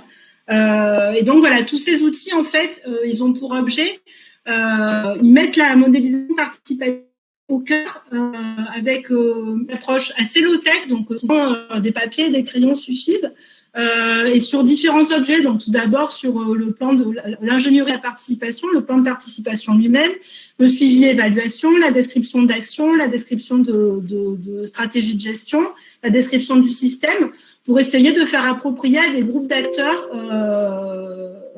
un processus de transformation et d'accompagnement de la transformation de leur territoire. Voilà. Et puis, dernier point de discussion, sur... Tes diapos ne bougent pas. Ah oui, d'ailleurs. Tu dois en mettre 18. Non, mais... je devrais vous envoyer. Vous voyez quoi, en fait? On voit modéliser autre chose que le territoire. C'est ouf, quoi. Alors, et là, vous voyez toujours... ça a bougé? Pas pour l'instant. Du coup, je suis revenue... vous voyez, non, ça n'a toujours pas bougé? Pas pour l'instant. Attends, je recommence. Bon, allez, c'est bientôt fini. Là, vous voyez quoi? Ça n'a pas bougé. C'est incroyable. On recommence. Autoriser. Non. PDF est ton ami. Ouais. Allez, je recommence. Ouais, ben, je le saurai pour la prochaine fois. Je n'avais pas encore trop expérimenté les présentations en mode visio, quoi. Ouais, je saurais que PDF est mon ami, hein, parce que là, franchement, c'est horrible, quoi. Hop. Alors, que voyez-vous? Donc là, on voit ton écran et on est à la diapo couplage 18. Ouais. Transfert et appui. Parce que j'étais en train de raconter aux acteurs locaux. Voilà. Ouais, donc oui, voilà, en fait, j'ai un peu sauté des trucs. Donc par rapport au transfert et il y a la chose aux acteurs locaux, ça transparaît quand même depuis le début. Ben, nous, on a fait un choix assez radical qui est celui d'avoir assez simple, mais qui sont intégrés pour aborder les territoires et les processus participatifs sous différents angles. Et puis, donc voilà, la règle de l'intégration et du dégagement. Donc le dégagement, c'est une manière d'aborder c'est Nîmes nommé cette peur comme ça il y a quelques années. Donc, c'est-à-dire essayer de transférer les outils qu'on développe aux acteurs et essayer d'être moins sur les terrains. Bon, plus ou moins bien parce qu'il reste quand même si on essaie de faire les plus simples possibles, ils sont quand même toujours plus ou moins difficiles à s'approprier, notamment la modélisation, ça reste quand même quelque chose qui est pas évident à transférer aux acteurs. Donc là, une petite slide avec le site web pour en savoir plus, et donc oui, j'ai juste mis deux autres dispositifs qui avaient des ambitions fortes de transfert et d'appui aux acteurs locaux. Donc encore Nicolas Bécu, on a fait notre thèse ensemble. En ce moment, il est en train de travailler beaucoup sur un dispositif qui s'appelle Lithoci. Donc, où là, on revient sur des modèles beaucoup plus descriptifs et data-driven. Donc, c'est de la modélisation multi-agent. C'est fait avec la plateforme Gamma qui est développée par l'IRD. Ça s'intéresse au risque de submersion sur les traits de côte. Donc, à la base, c'était un projet qui était fait sur l'île d'Oléron. Et maintenant, en fait, ils sont en train de monter en généralité Il est aussi en train de devenir une plateforme qui peut s'adapter à différents oraux. Donc, il arrive maintenant à un cycle de discussion avec des acteurs locaux, à créer un nouveau TIPSCOT qui ressemble au littoral en question, à mettre les aménagements qui permettent de lutter contre la submersion et à organiser des ateliers pour discuter du risque de submersion. Donc, ça nous fait penser un petit peu par rapport à ce que disait Pascal, il disait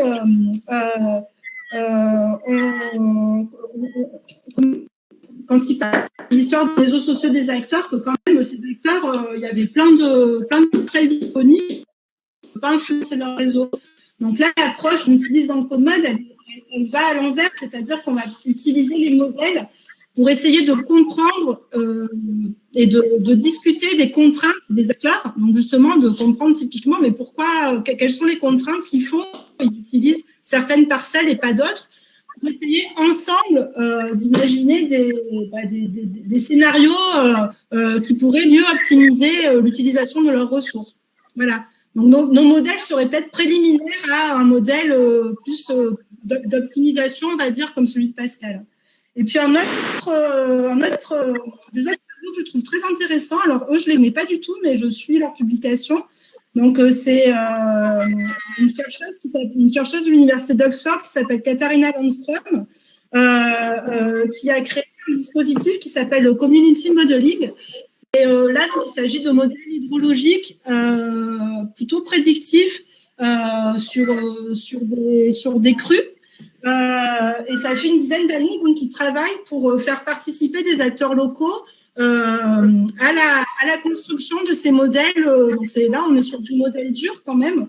Et donc là, ces dernières années, ils ont sorti ce protocole sur un temps très court, quelques ils forment et ils créent des groupes d'acteurs pour les mettre en capacité sur l'utilisation de ces modèles et du coup en capacité à éventuellement discuter avec les autorités locales sur des mesures de lutte contre les inondations.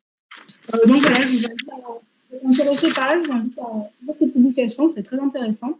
Elle vient de la sociologie des sciences, je pense.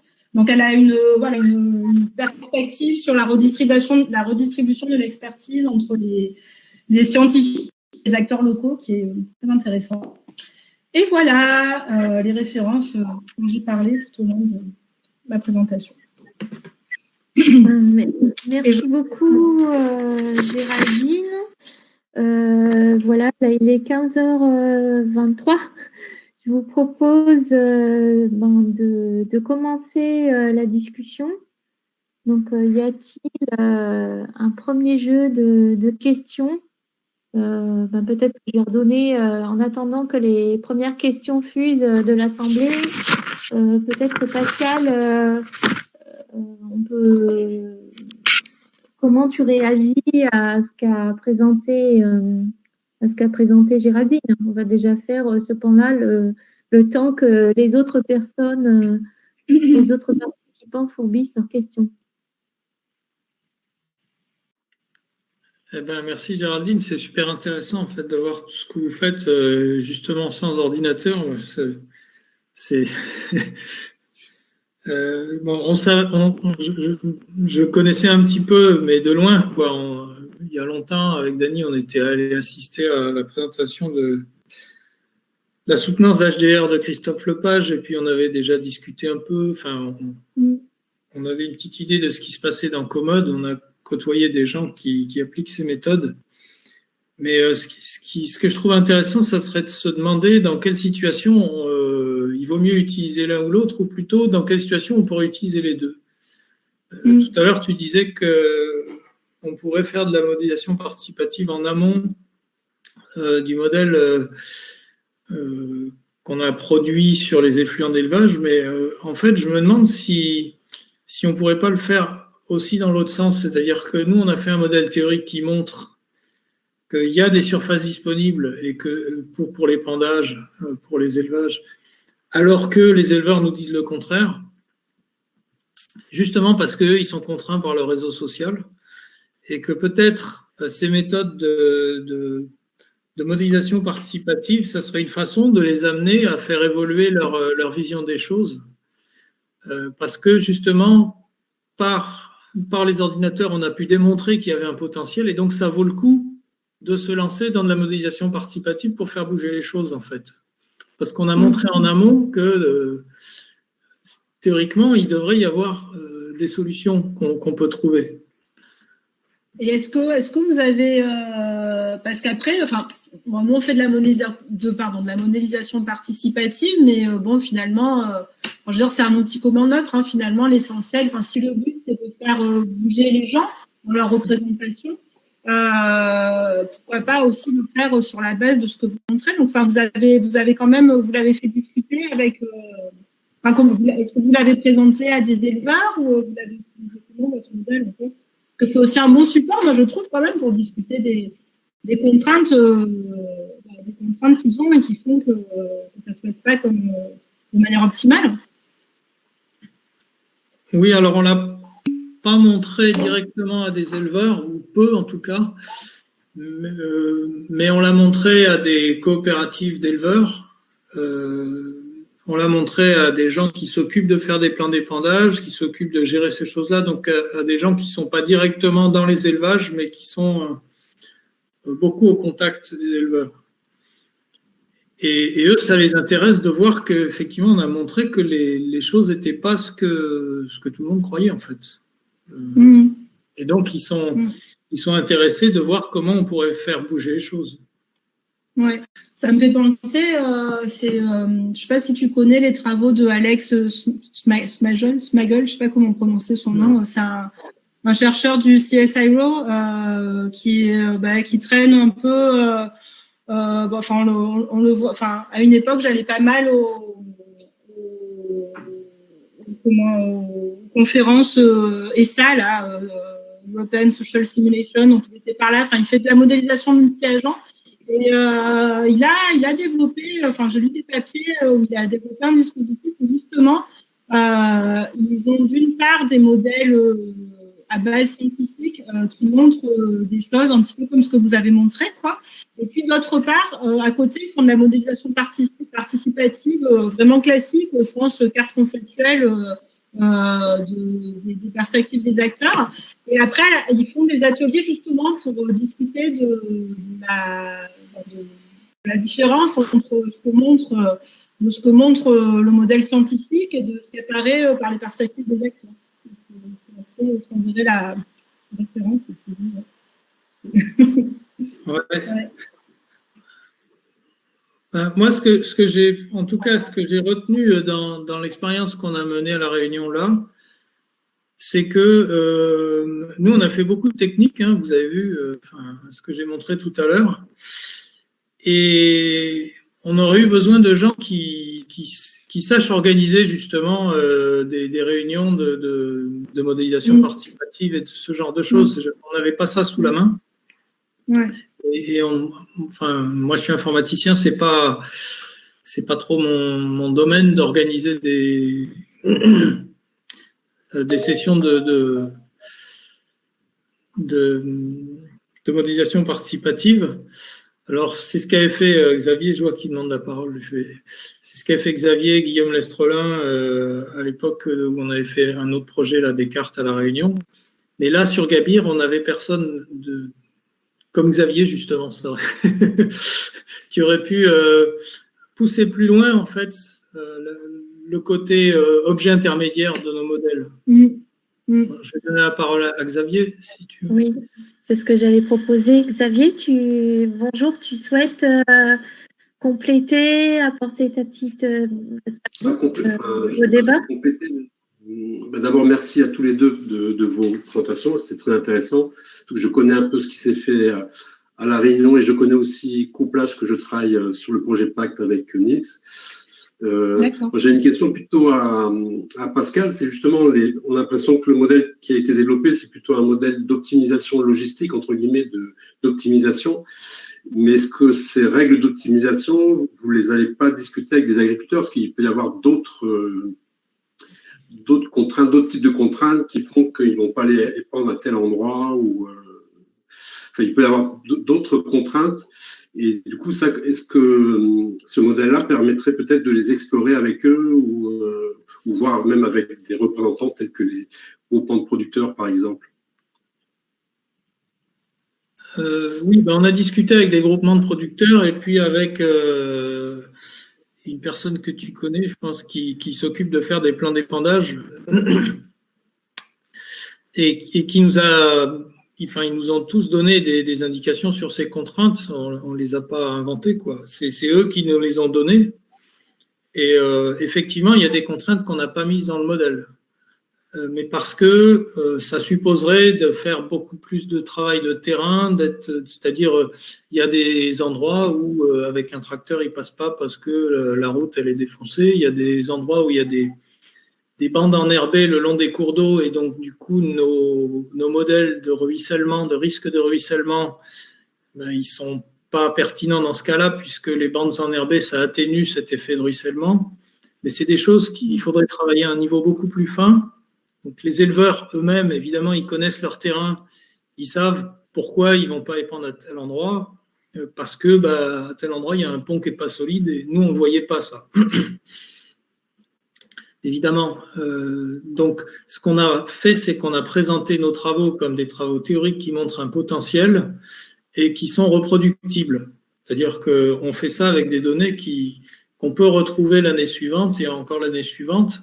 Et donc, et puis, c'est des simulations qui sont déterministes, c'est-à-dire que il n'y a pas d'aléatoire là-dedans, et donc on peut changer des paramètres et comparer des scénarios. Donc c'est plutôt un outil pour alimenter la réflexion que pour faire quelque chose de réaliste qui servirait à faire des plans d'épandage, par exemple. Oui, parce que si vous vouliez, après la question c'est jusqu'où on peut aller si en effet de pouvoir optimiser un plan d'épandage avec des contraintes réalistes, ça demande des données qui sont complètement délirantes. De toute façon, est-ce que c'est possible à cette échelle-là aussi, quoi? Oui, c'est ça, la difficulté, c'est ça, et puis c'était pas l'objectif en fait. Là, on voulait voir essentiellement quel était le potentiel. Est-ce que quand les gens nous disent c'est pas possible, la commune est complètement saturée, est-ce que c'est vrai? Et puis, quel était l'impact de l'urbain sur ces surfaces-là? Si on fait évoluer l'urbain, qu'est-ce qui se passe? Et du coup, en fait, ça vous donne une mesure de du taux de contrainte sociale ou de ce que tu dis là, le compte fragile, la petite bande engardée, qui fait que une espèce de marge d'erreur entre une optimisation théorique et ce qui est possible en vrai, quoi. Ouais, c'est ça. Et puis, ça permet de calculer certaines choses. Par exemple, l'impact du PLU, là, j'ai montré ce que ça donne sur les surfaces épandables, mais on a aussi calculé ce que ça donne sur les temps de transport. C'est-à-dire que comme on réduit, il y a certaines parcelles qui seraient plus épandables, ou au moins en partie, ça oblige les éleveurs à aller épandre ailleurs. Et donc, ils vont changer leur trajet. Ça, on pouvait le calculer. On a pu dire à la mairie, là, vous perdez tant de kilomètres de trajet en 2030 sur les épandages. Enfin, ça oblige les éleveurs à faire tant de kilomètres en plus, en réalité. Mais c'était pas beaucoup. Mais c'est quelque chose qu'on arrive à calculer, parce qu'on peut comparer des scénarios sur des choses qui sont comparables. C'est surtout ça. Après, c'est pas assez réaliste, effectivement, pour qu'ils l'utilisent comme un outil de gestion. Pour faire des modèles qu'on utilise en outil de gestion, il faut faire des modèles plus scientifiques, c'est-à-dire faire des modèles calibrés, validés, et comme on fait en santé là sur les dynamiques de population de moustiques. Anne Listrand fait ça à La Réunion.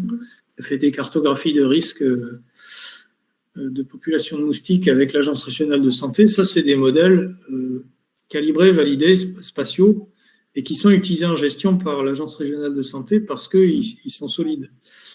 Mais là,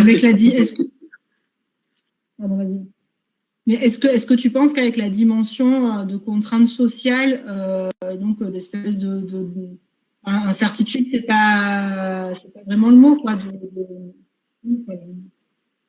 oui, c'est ça, d'incertitude qui est liée aux contraintes sociales des agriculteurs, est-ce que tu penses que c'est possible de faire un modèle scientifique Je ne sais pas. Je ne sais pas, mais j'ai vu évoluer les comportements des interlocuteurs qu'on avait, c'est-à-dire qu'on avait certains des interlocuteurs qui connaissent très bien le sujet nous ont dit au début, là, vous vous attaquez à un truc, laissez tomber, quoi, c'est saturé. Saint-Joseph, vous n'aurez jamais les données, vous n'arriverez pas à vous en sortir.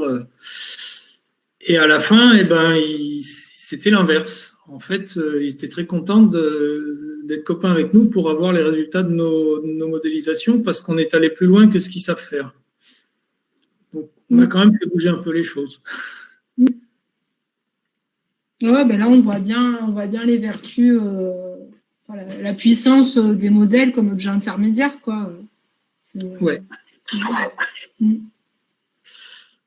Ah ouais.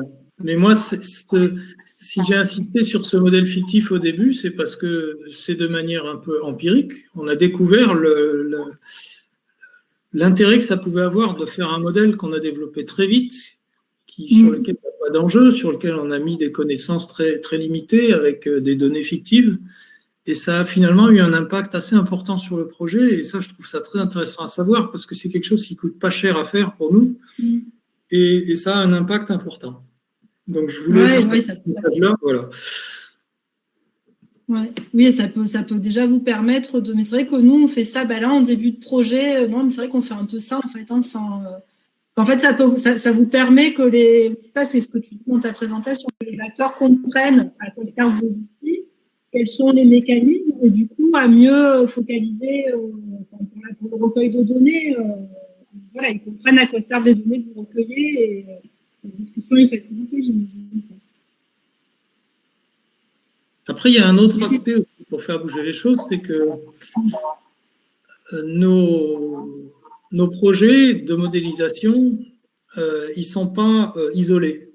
C'est-à-dire que c'est des séries de projets, en fait. Ça fait des années que le CIRAD travaille sur des problématiques de ce genre à La Réunion, monte des projets. Alors, ce n'est pas toujours les mêmes, ce n'est pas toujours tout à fait sur le même territoire, ce n'est pas toujours abordé de la même façon, mais il y a toujours des modèles qui sont construits.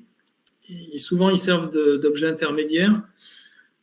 Parfois, ils sont co-construits, justement parce que ceux qui construisent le modèle, ils en apprennent plus sur le système. Donc, parfois, ils sont co-construits. Ça dépend des montages qu'on arrive à faire.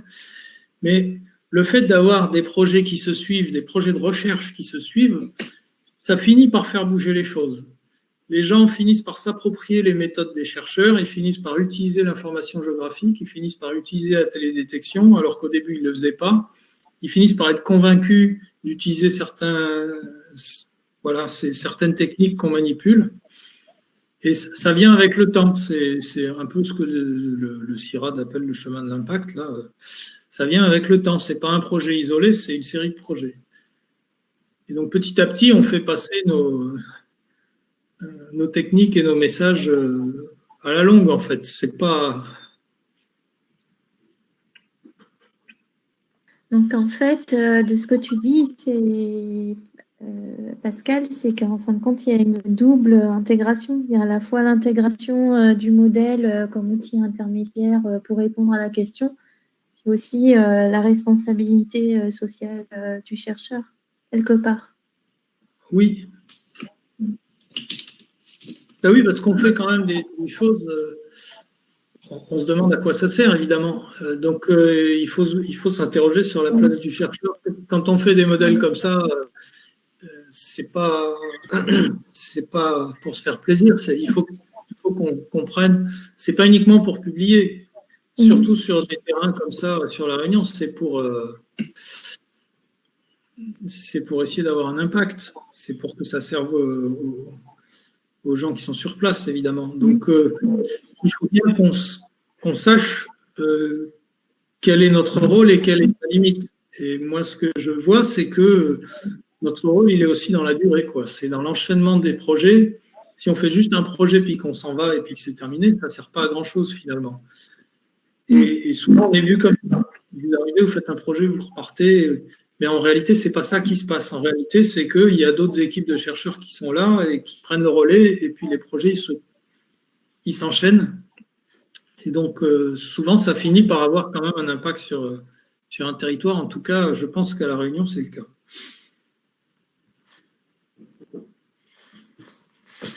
Y a-t-il des questions dans l'assistance? Xavier, Marc, Cyril, Dany, Arthur, Guillaume, Sam, Jean-Pierre, Marc, Philippe, Roberto, Jean-Philippe, Valentine, vous avez des questions?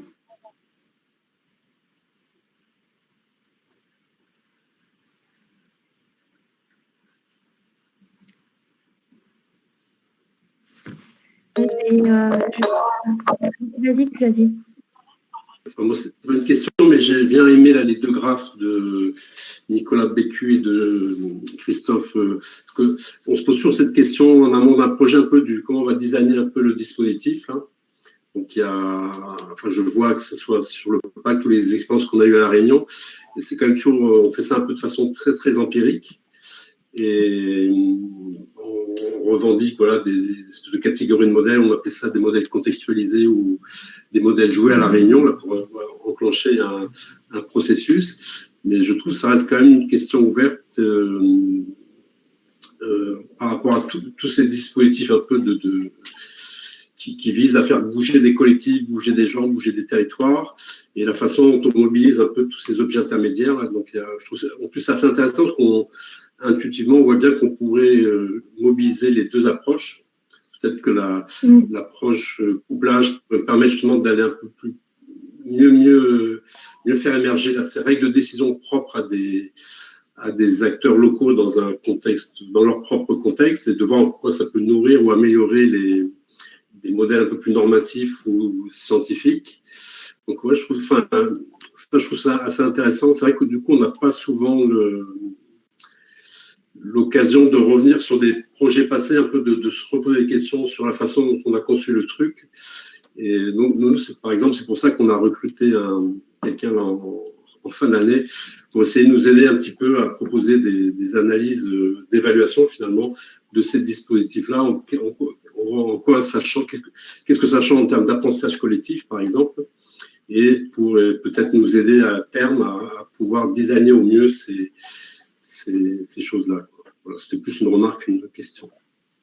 Bon, en tout cas, dans la communauté modélisation de systèmes complexes, autour de Dance Alliance là, et dans la communauté Participatory Modeling. Alors il y a pour ceux qui le connaissent, Alexei Voinov là, qui était à l'université d'Enschede ou de Twente, qui a monté un groupe de Participatory Modeling à Sydney. Ouais, là, ils publient beaucoup. Ils ont beaucoup de postdocs, beaucoup de thésards. Ils font beaucoup de reviews. Et ouais, on sent qu'il y a un mouvement quand même où il y a eu, on va dire, 20 ans où les gens ils ont fait des études de cas, ils se sont amusés. Et là, on voit de plus en plus de papiers comme ça, un peu réflexifs, où on analyse un petit peu les différentes caractéristiques des modèles et qu'est-ce que ça produit. Donc ouais, il y a pas mal de choses qui sont, ouais, si ça vous intéresse, tous les papiers faits par Voinov et compagnie. Il y a Maya Schluter aussi à Stockholm qui fait des papiers sur les systèmes multi-agents. Où je vais mettre un papier là dans le truc qui est vachement intéressant. Où ils essaient de définir des cadres de description, des cadres d'analyse.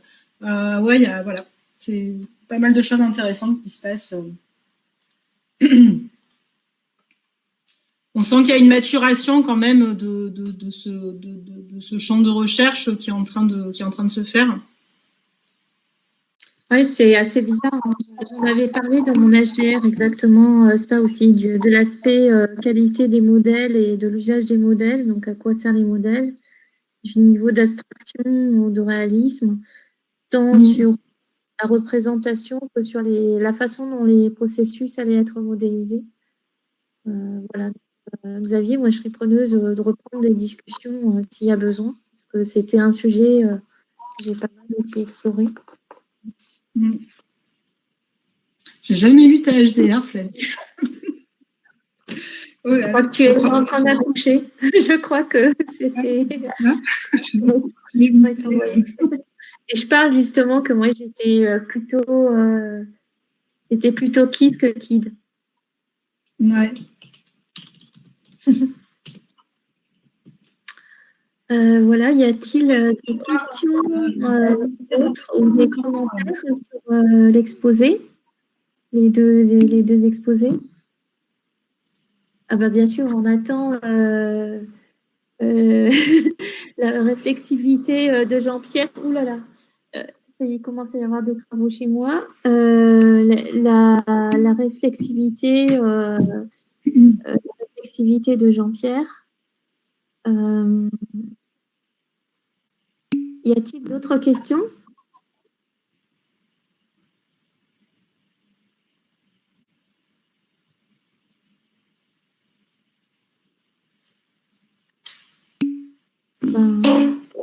Bref, vivement les congés. C'est ça.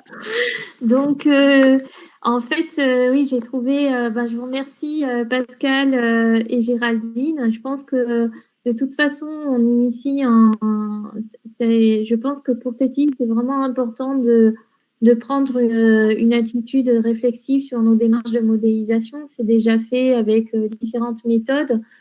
Et je pense que de le formaliser et de stabiliser le vocabulaire, de savoir, voilà, pour nous, est-ce qu'on va retenir modèle fictif par rapport à quoi et bien définir les termes. Je pense que c'est important qu'on s'approprie tout un vocabulaire autour de ces processus de modélisation du territoire. On a vu, grâce aux exposés à la fois de Géraldine et de Pascal, que le territoire peut être vraiment représenté dans différents formalismes, et que ce soit des formalismes numériques ou des formalismes matériaux. Évidemment, les questions, comment dire, donc ça, je pense que c'est important. Et je pense, oui, qu'on a tout intérêt à continuer des discussions entre les modélisateurs de Géo et ceux de Tétis pour alimenter nos propres démarches. Ouais, et peut-être, je suis complètement obsédée par Nicolas Vécu. Non, mais Nicolas, il a invité Nicolas pour faire un exposé. Il est géographe, Nicolas, hein, quand même. Il a une thèse en géographie et voilà, il est dans un labo. Je crois que c'est un labo de géographie où il est à La Rochelle. Voilà, après, il est très impliqué dans le mode. Hein, on reste quand même dans des approches très participatives. Mais peut-être que pour vous, il aura un point de vue de géographe. Puis il vient de faire sa HDR où il a quand même fait beaucoup de revues de littérature. Donc, ouais. En tous les cas, merci des conseils. On va bien noter les références. Donc, ça nous fait couvrir les discussions sur les aspects modélisation. Merci à tous les deux. Et à la je vous laisse. Je vais aller me faire tester, moi. Et bonne fête de fin d'année à tous. Et donc, on se retrouvera avec Jérémy pour vous reproposer d'autres exposés dans le cadre de séminaires permanents. Et donc, rendez-vous l'année prochaine et à bientôt. Voilà.